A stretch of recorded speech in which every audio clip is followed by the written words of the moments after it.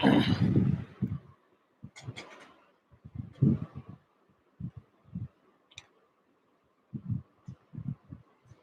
हिंद। मैं हूं राजेंद्र तिवारी और आप देख रहे हैं अनब्रेकिंग लाइव।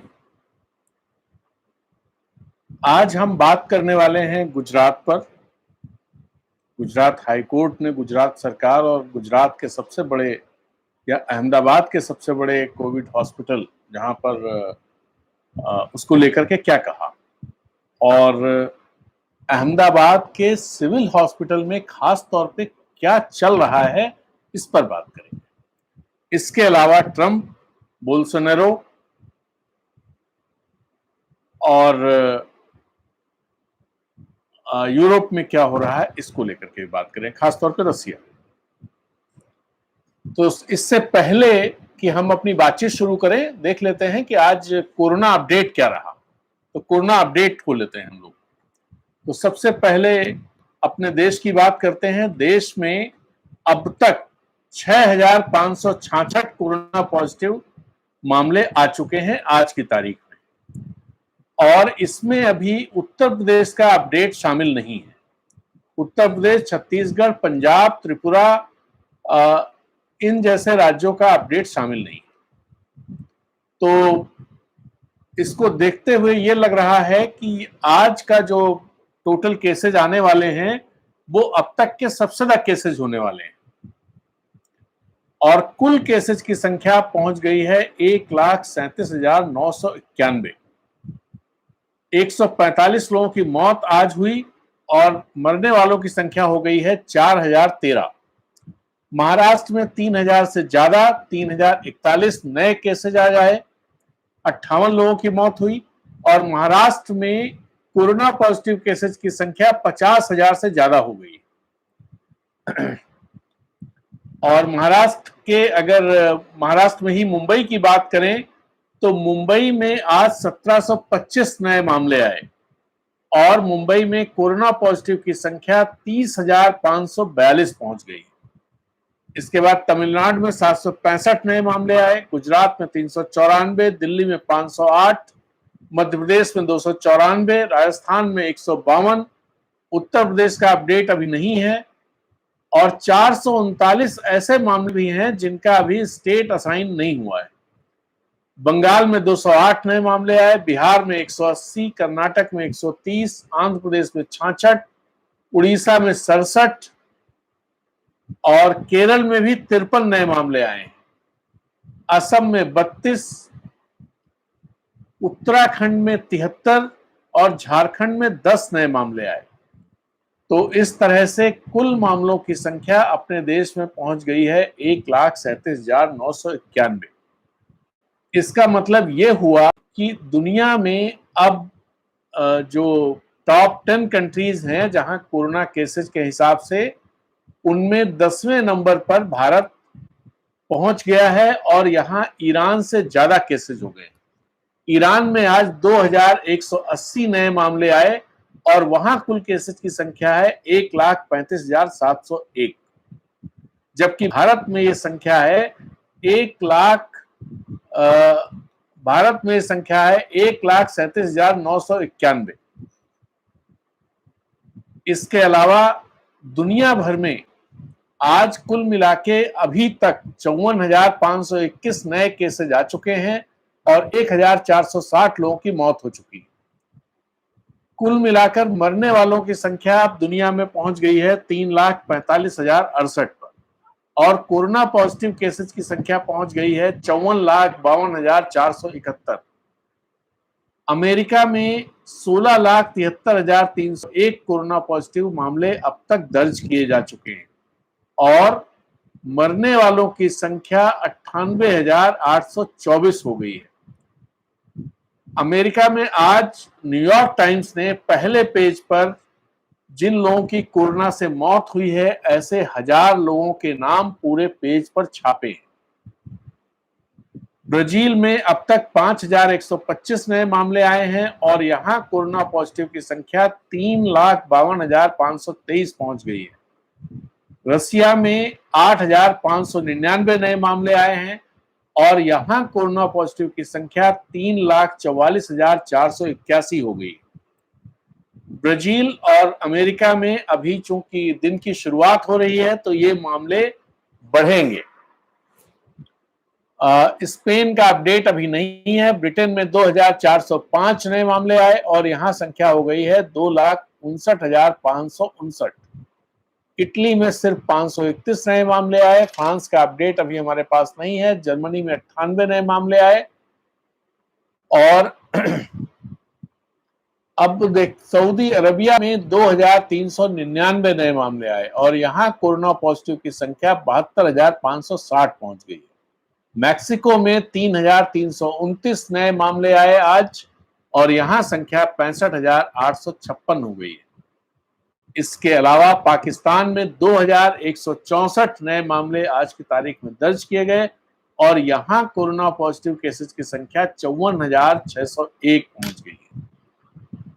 बांग्लादेश में आज 1,532 नए मामले आए और 28 लोगों की मौत हुई। बांग्लादेश में अब कुल कोरोना पॉजिटिव केसेस की संख्या 33,610 हो गई है।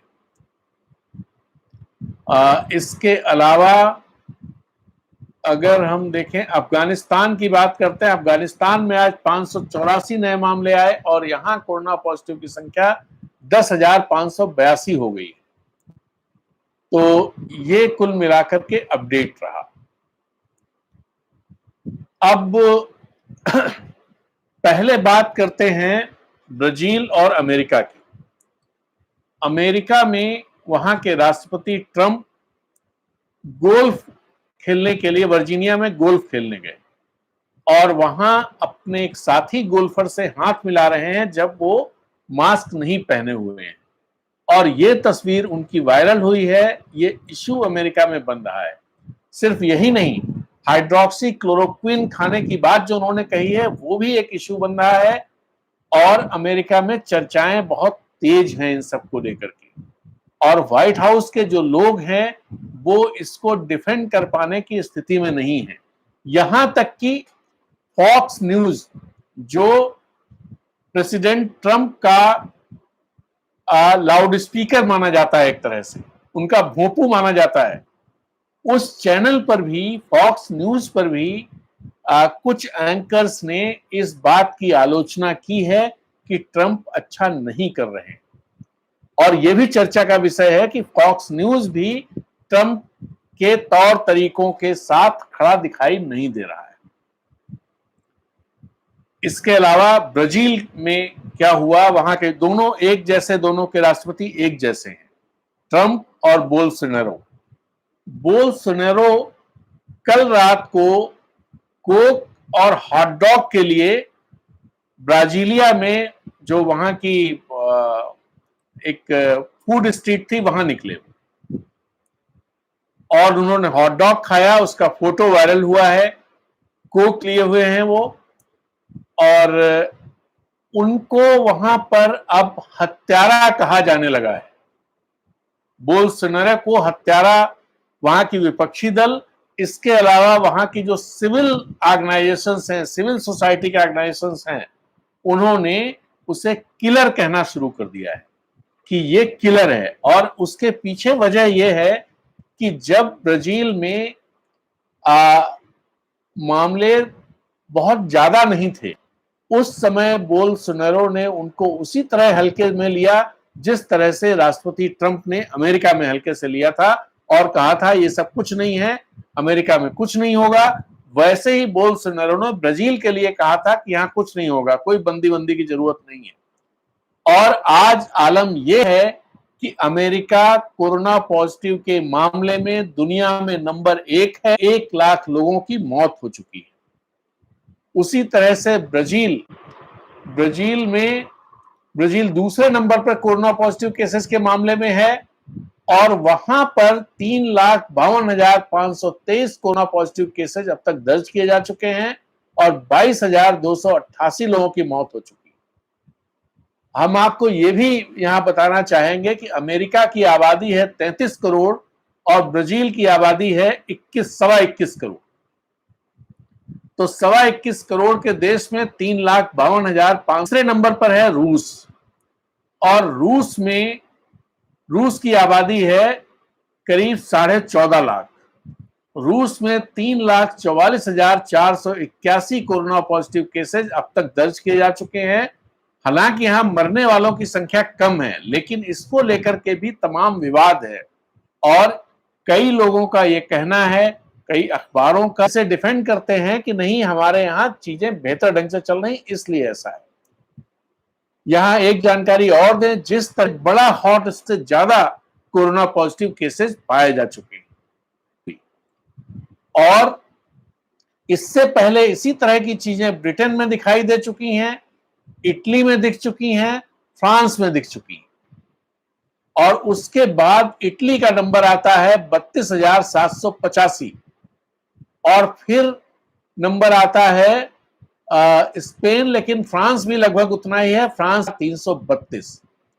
ये मौतों का जिस तेजी से अब केसेस बढ़ना शुरू हुए हैं, उससे हम भी जो टॉप 5 कंट्रीज हैं उसमें शामिल होने जा रहे हैं। जो ट्रेंड दिख रहा है, लेकिन जिस तरह का ट्रेंड दिख रहा है, जिस तरह से पिछले 3 दिन में हर दिन 6,500 से ज्यादा मामले आए हैं, जबकि उससे पहले संख्या 4,000 के आसपास हुआ करती थी, 3,500, 4,000, 3,000 इस तरह से हुआ करती थी। लेकिन अब वो डेली मामलों की संख्या भी लगभग डबल हो रही है। तो आप ये सोचें कि अगर 4 दिन में ये संख्या डबल हो जाती है, मैं आपको एग्जैक्ट आपको फिगर देता हूं कितने दिन में ये डबल हुई है, उससे ये अंदाजा लगेगा कि हम तरह से किस तेजी से आगे बढ़ रहे हैं। 14 मई को 3,991 नए केसेज आए थे। 16 मई को 4,794 नए केसेज आए थे और 18 मई को 4,628, 19 मई को 6,154 और 20 मई को 5,720, उसके बाद 6,023, फिर उसके बाद 6,000, उसके बाद आप 6,023 के बाद 22 मई को आए 6,538 और 23 मई को आए 6,665 और आज 24 मई है, 24 मई को आज आ चुके हैं अब तक 6,566। तो ये अब तक के, और इसमें अभी उत्तर प्रदेश, पंजाब जैसे राज्यों का डेटा शामिल नहीं है। तो मैं जिस पॉइंट पर आना चाह रहा हूं कि जिस तरह से चीजों को लिया गया, जिन देशों में शुरुआत में हल्के से लिया गया है, उन सब देशों में हालात बहुत खराब है और सबसे ताजा उदाहरण ब्राजील और रूस का है। उससे पहले इटली, फ्रांस, यूके, इनके उदाहरण सामने आ चुके हैं। तो अब बात करते हैं नेक्स्ट टॉपिक पर, और अगला टॉपिक हमारा है गुजरात सरकार की कारस्तानियां। उस टॉपिक पर आने से पहले हम आपसे जरूर रिक्वेस्ट करेंगे कि अगर आपको हमारे वीडियो अच्छे लगते हैं, अगर आपको हमारे वीडियो अच्छे लगते हैं और हमारा चैनल पसंद आता है, तो कृपया हमारे चैनल को सब्सक्राइब कीजिए और वीडियोस को अपने सोशल मीडिया प्लेटफॉर्म पर शेयर कीजिए। एक कमेंट आया है, मोहम्मद सबीर, रूस की आबादी सिर्फ 14 लाख है क्या? आपने गलत तो नहीं बता दी, 14 लाख नहीं है। रूस की आबादी करीब 14.5 करोड़ है और हो सकता है गलती से मैं 14 लाख बोल गया हूं। 14,59,28,144 ये रूस की आबादी। तो अगर गलती से बोल गया हूं तो क्षमा कीजिएगा, करेक्ट कर लीजिए। रूस की आबादी 14 लाख नहीं है, 14.5 करोड़ है। तो अब नेक्स्ट अपने नए दूसरे टॉपिक पर आते हैं कि गुजरात सरकार की कारस्तानियां। पहले हम आपको बता चुके हैं कि गुजरात के अहमदाबाद के सिविल हॉस्पिटल में, जो कोविड हॉस्पिटल है, जो 2000 बेड की क्षमता है, उस अस्पताल में वेंटिलेटर के नाम पर विजय रूपानी ने अपने परिचित एक व्यवसायी, हफ्ते भर में उन्होंने वेंटिलेटर के नाम पर एक यंत्र बनाया। उस यंत्र को वेंटिलेटर के नाम पर इस अस्पताल में स्थापित किया गया और ये कहा गया कि चूंकि उन्होंने बिना डोनेट किया है,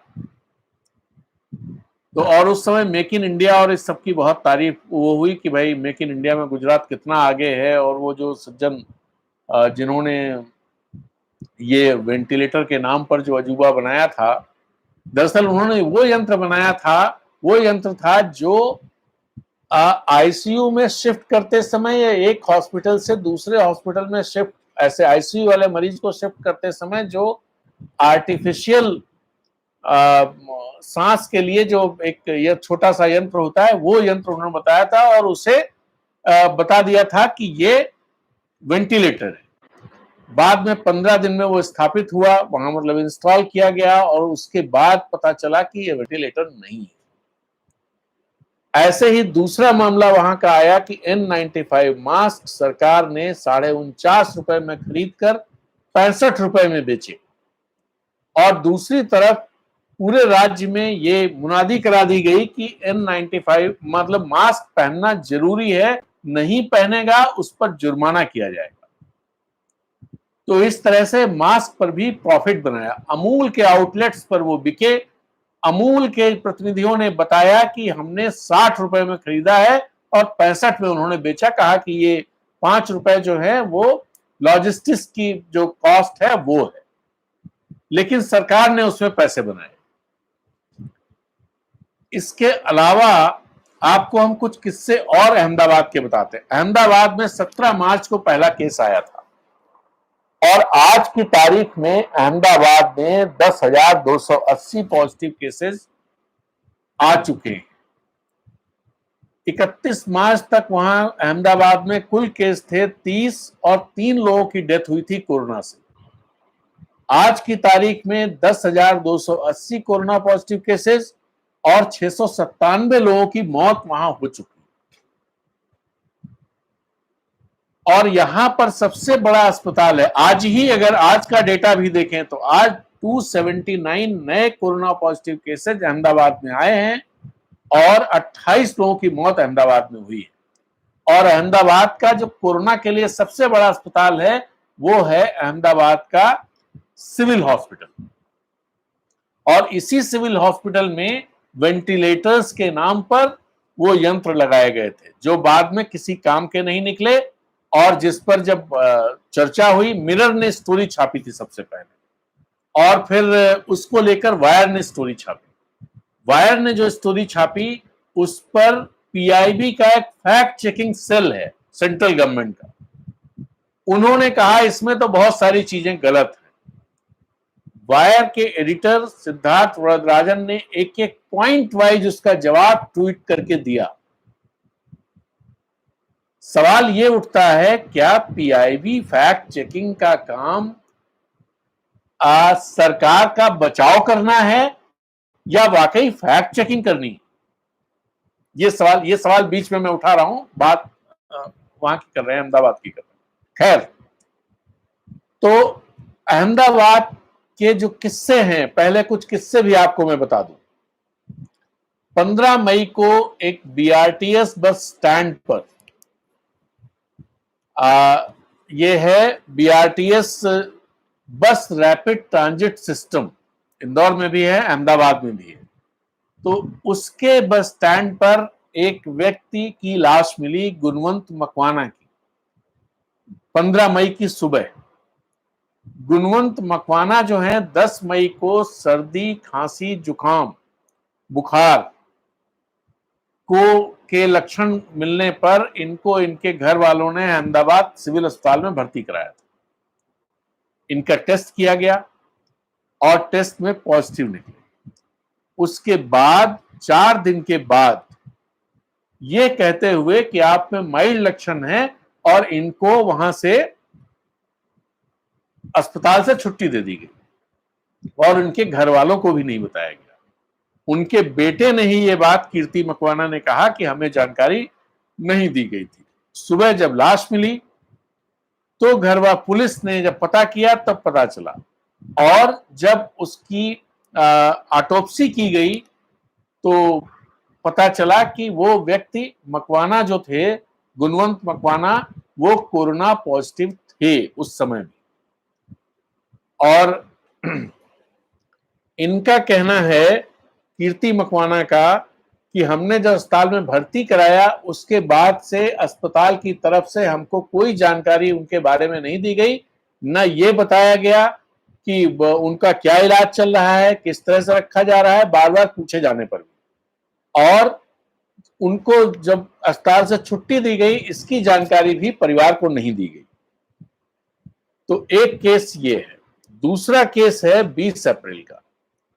25 कोरोना पॉजिटिव मरीज घंटों सुबह से शाम तक अस्पताल के बाहर भर्ती होने का इंतजार करते रहे। एक महिला ने शाम को एक वीडियो लाइव कर दिया और वीडियो चलाया जिसपे उसने कहा कि हम भूखे प्यासे सुबह से खड़े हैं भर्ती होने के लिए, लेकिन अस्पताल प्रशासन कुछ भी नहीं कर रहा है। इसके बाद ऑफिशियल्स आए और उन्होंने फटाफट उस महिला को, इस वीडियो जब वायरल हुआ तो लोग आए और उनको भर्ती कराया। बाद में उन्होंने बहाना बनाया कि इस महिला को देर इसलिए हुई क्योंकि इसके जो पेपर्स थे उनमें डिस्क्रिपेंसीज थी, इस वजह से देर हुई, और बाकी लोगों को अस्पताल प्रशासन ने माना भी नहीं। इसके अलावा एक और केस आपको बताते हैं। 11 मई को उमेश तमेचा नाम के एक व्यक्ति कोरोना पॉजिटिव या कोरोना के लक्षण पाए जाने पर अस्पताल में भर्ती हुए और 16 तारीख की सुबह इनकी डेथ हो गई। 10 घंटे तक घर वालों को कोई सूचना नहीं दी गई। इनकी बहन कल्पना ने, ये हिंदू में स्टोरी छपी है, इनकी बहन कल्पना ने बताया कि शाम को जब हमें लाश मिली तो उनके हाथ में जो घड़ी और मोबाइल था वो दोनों गायब थे। इससे पहले एक महिला जो कोरोना पॉजिटिव थी उसकी डेथ हो गई थी। उसकी ज्वेलरी, उसका कैश, उसका मोबाइल सब चोरी चला गया। लाश जब घर वालों को मिली तो ये सारी चीजें नहीं मिली। ऐसी ढेर सारी घटनाएं अहमदाबाद के सिविल हॉस्पिटल में हो रही हैं। तो जो मैं कह रहा हूं कि गुजरात सरकार की कारस्तानियां, वो कारस्तानियां इसलिए, अब कारस्तानियां सुनिए आप। जब पूरी दुनिया में अलर्ट शुरू हो गया था और डिस्टेंसिंग की बात होने लगी थी, उस समय गुजरात की सरकार ट्रंप की मेहमान नवाजी की तैयारी कर रही थी। 24 फरवरी ये सब चला। उसके बाद जब WHO ने और अपने देश में भी चीजें शुरू हो गई थी तो गुजरात में कांग्रेस के MLA तोड़ने का खेल चल रहा था, राज्यसभा चुनाव। और उसी दौरान कांग्रेस अपने MLA वहां से लेकर के दिल्ली लेकर के आई कि जिससे वो तोड़ ना पाए। और राज्यसभा चुनाव जो 25 तारीख को या 26 तारीख को होने थे उसमें दो सीटें तो बीजेपी निकाल रही थी, लेकिन बीजेपी ने 3 कैंडिडेट खड़े कर दिए थे कि उसे तीसरी सीट निकालनी थी। इसलिए जोड़ तोड़ की वहां पर ध्यान देने की जगह कि चीजें, कोरोना का संकट आ रहा है, इसकी जगह जैसे मध्य प्रदेश में हुआ उसी तरह से गुजरात में राज्यसभा सीटें जीतने की पॉलिटिक्स में सरकार लगी रही और उसने कतई ध्यान नहीं दिया। 17 मार्च को जब पहला केस आया उस दिन भी जिस तरह के बयान आए हैं वहां के लोगों के या ऑफिशियल्स के, वो बयान बहुत ही गैर जिम्मेदाराना रहे। फिर अब आपको हम एक और जानकारी देते हैं। गुजरात हाईकोर्ट में एक PIL पे सुनवाई के दौरान फ्राइडे को वहां के जज साहिबान ने कहा कि अहमदाबाद का सिविल अस्पताल कालकोठरी जैसा है या कालकोठरी से भी खराब है। अगर ये कमेंट हाई कोर्ट करता है, तो ये कमेंट वहां की सरकार पर सीधा सीधा उसकी नकारापन, उसकी आक्रामकता या उसकी लापरवाही या उसकी अक्षमता, इस सब को प्रदर्शित करता है।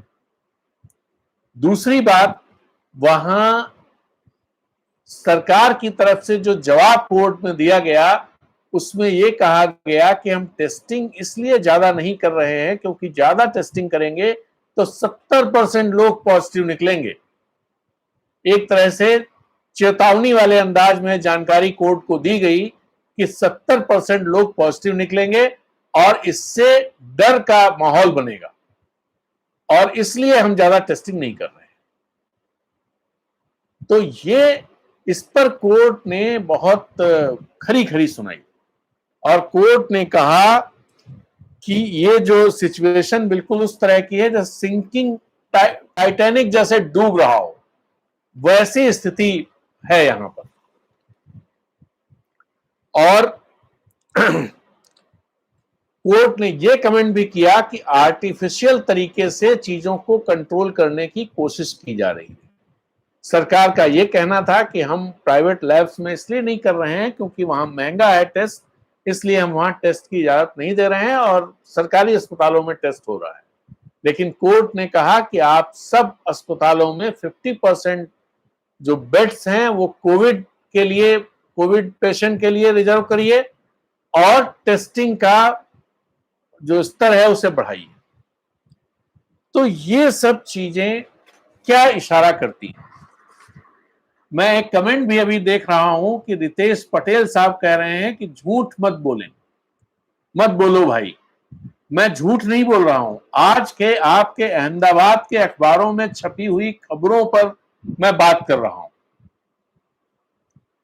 और अगर उन अखबारों में खबरें गलत हैं, सारे अखबारों में, इंडियन एक्सप्रेस में गलत है, टाइम्स ऑफ इंडिया में गलत है, मिरर में गलत है, हिंदू में गलत है, तो फिर किसको सही और कोर्ट भी अगर गलत है, कोर्ट में जो सरकार रिपोर्ट दे रही है वो भी गलत है, तो ये रितेश पटेल जी आप जो चुप हो जाओ कह रहे हैं, आप ही बताइए कि सच्चाई क्या है फिर। मतलब आप बताएंगे, सरकार जो सच्चाई बता रही है, जो रिपोर्ट प्रस्तुत कर रही है, उसको आप कह रहे हो कि झूठ मत बोलो। तो भाई इतना कान आंख बंद करके मत चलिए। सब लोग किसी न किसी के समर्थक होते हैं, लेकिन समर्थन का मतलब यह नहीं होता है, अगर आप समर्थन आंख बंद करके करते हैं तो एक दिन आपके लिए भी खतरा आता है। मैं इस बात से कतई वो नहीं हूं कि कोई दिक्कत किसी को नहीं होनी चाहिए कि कौन किसका समर्थक है, लेकिन जो तथ्य हैं वो तथ्य हैं, उन तथ्यों पर सवाल सबको पूछना चाहिए। डेमोक्रेसी इसी का नाम है। आज की बात यही खत्म करते हैं। आप लोग अपना ध्यान रखिए और सरकार और प्रशासन की तरफ से कोरोना को लेकर जो भी दिशा निर्देश जारी किए जा रहे हैं उनका अक्षरशः पालन कीजिए, धर्म भाव से पालन कीजिए, और ये इस समय की जरूरत है। फिर मिलेंगे कल सुबह, और तब तक के लिए शुभ रात्रि, शब्बा खैर, गुड नाइट, जय हिंद, वंदे मातरम।